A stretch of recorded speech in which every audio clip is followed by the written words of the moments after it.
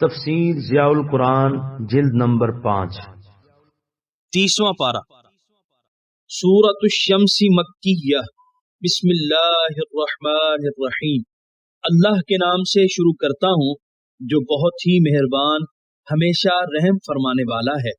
سورہ شمس آیت نمبر 1 والشمس وضحاها۔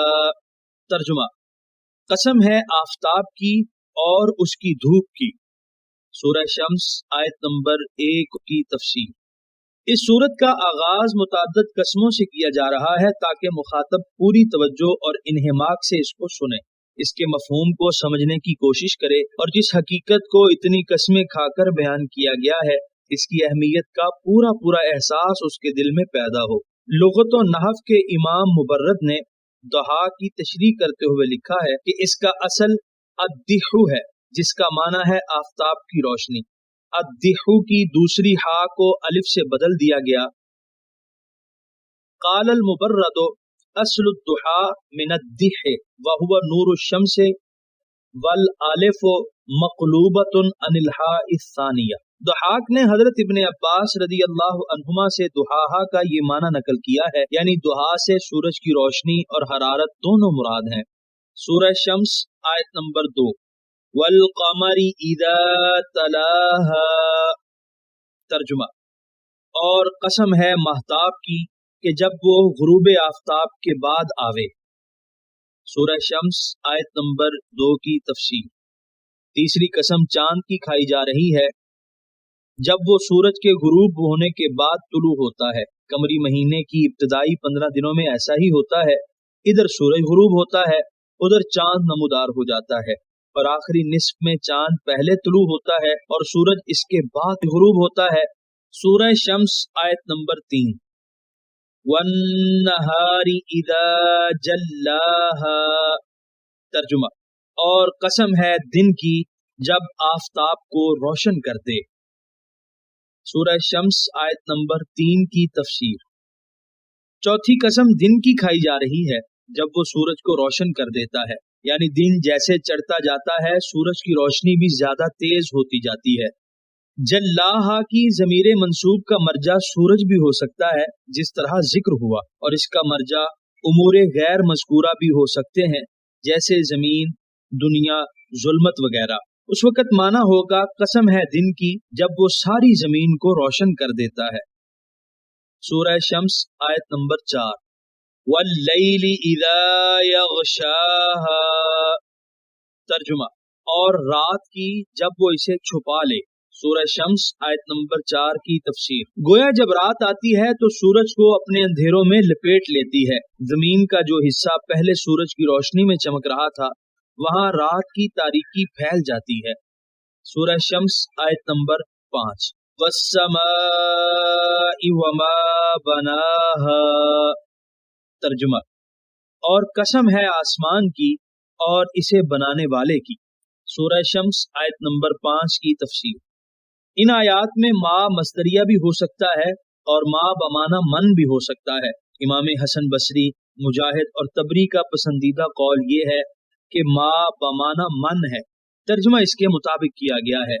باقی رہا یہ شبہ کہ ما کا استعمال بے جان مخلوق اور غیر عاقل اشیاء کے لیے ہوتا ہے، یہاں ما سے اللہ تعالیٰ کی ذات کیسے مراد لی جا سکتی ہے؟ تو اس کا جواب یہ ہے کہ قرآن کریم میں ما بکثرت من کے معنی میں استعمال ہوا ہے۔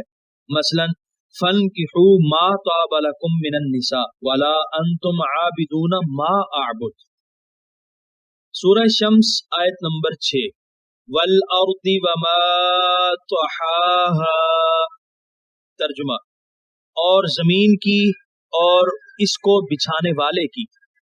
سورہ شمس آیت نمبر 6 کی تفسیر۔ طحا اور دحا دونوں ہم معنی ہیں، یعنی اسے ہر طرف سے کشادہ کر دیا ہے اور بچھا دیا ہے۔ سورہ شمس آیت نمبر 7 وَنَفْسٍ وَمَا سَوَّاهَا۔ ترجمہ: قسم ہے نفس کی اور اس کو درست کرنے والے کی۔ سورہ شمس آیت نمبر 7 کی تفسیر۔ انسان کی ظاہری ساخت اس کے ظاہری و باطنی حواس، اس میں غور و فکر اور فہم و استنباط کی صلاحیتیں جس علیم و حکیم نے بڑی خوبصورتی اور سلیقے سے اس میں ودیعت فرمائی ہیں، اس ذات کی قسم کھائی جا رہی ہے۔ سورہ شمس آیت نمبر 8۔ فَأَلْهَمَهَا فُجُورَهَا وَتَقْوَاهَا۔ ترجمہ، پھر اس کے دل میں ڈال دیا اس کی نافرمانی اور اس کی پارسائی کو۔ سورہ شمس آیت نمبر 8 کی تفسیر۔ علامہ ابن منظور الہام کی تشریح کرتے ہوئے لکھتے ہیں، یک بارگی کسی چیز کو نگل جانا، اسی سے الہام مشتق ہے۔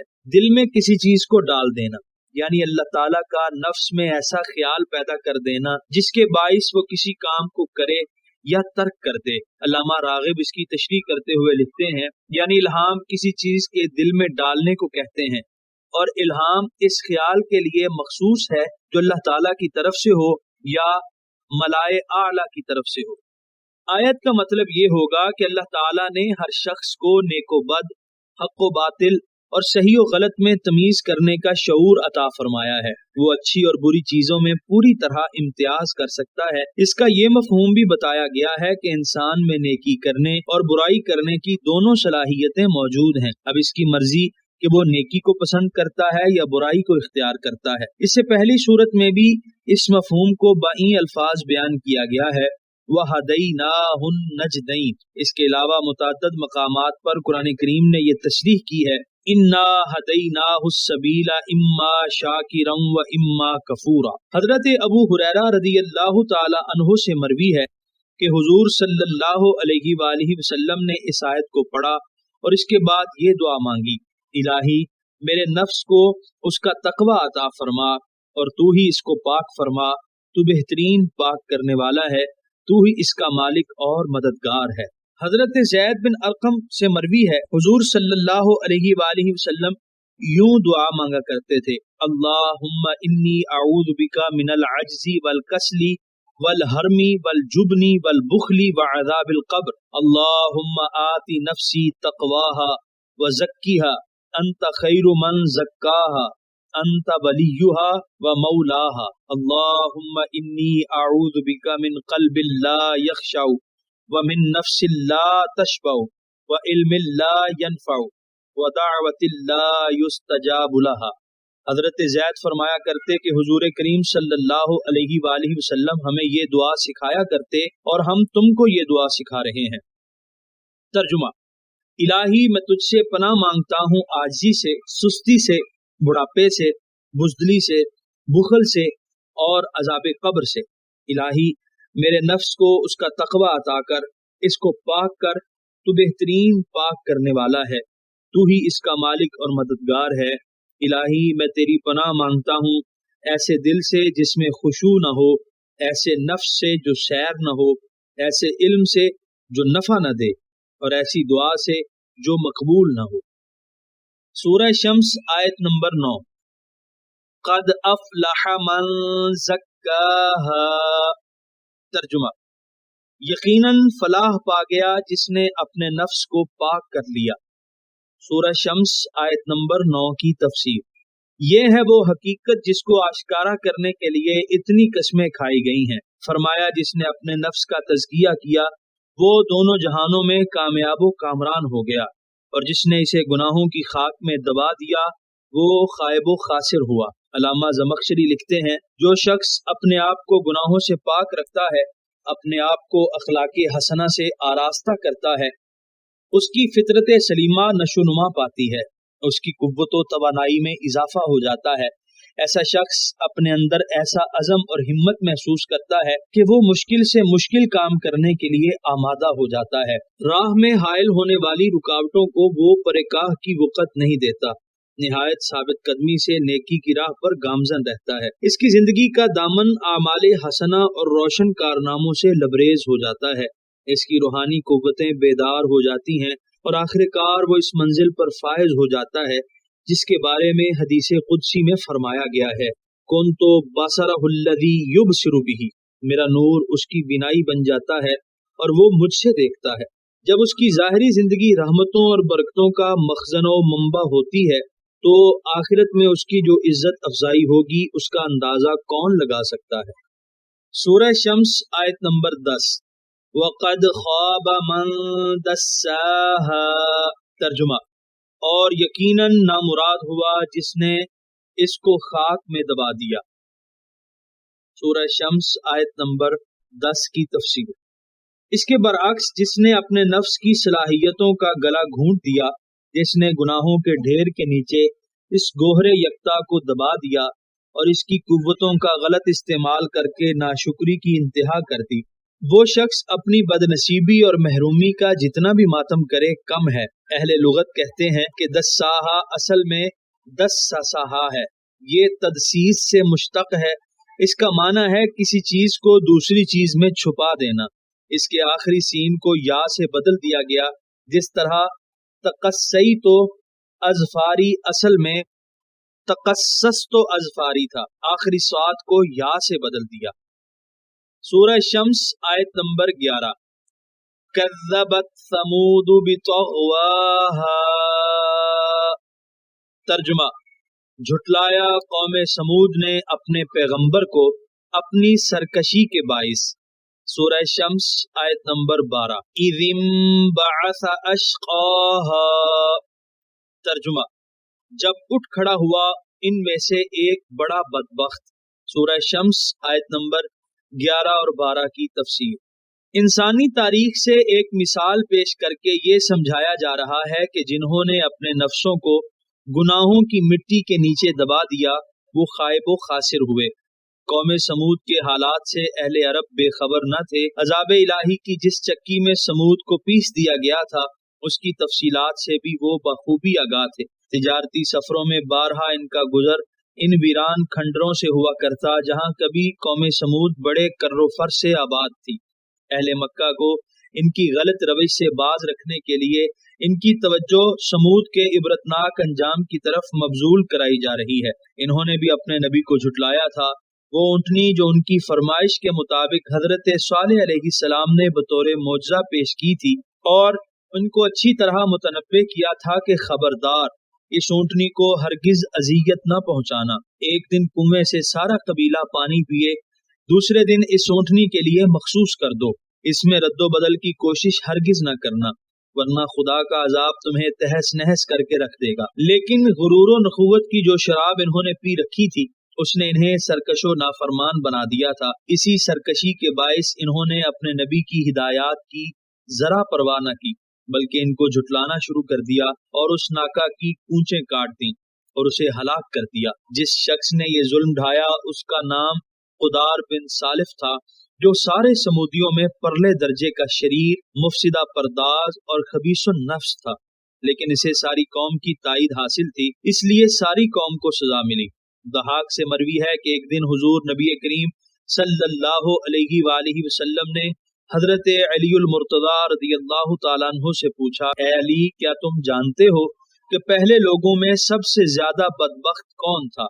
میں نے عرض کیا، اللہ تعالی و رسولہ اعلم، کہ اللہ اور اس کا رسول ہی بہتر جانتا ہے۔ حضور صلی اللہ علیہ وآلہ وسلم نے فرمایا، اونٹنی کی کونچیں کاٹنے والا۔ پھر دریافت فرمایا کہ بعد میں آنے والوں میں سب سے زیادہ بدبخت کون ہے؟ حضرت علی رضی اللہ تعالیٰ عنہ نے عرض کیا، اللہ و رسولہ اعلم۔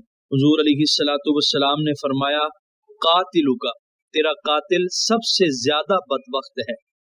سورہ شمس آیت نمبر 13، فقال لهم رسول اللہ ناقۃ اللہ وسقیاها، ترجمہ، تو کہا انہیں اللہ کے رسول نے کہ خبردار رہنا اللہ کی اونٹنی اور اس کی پانی کی باری سے۔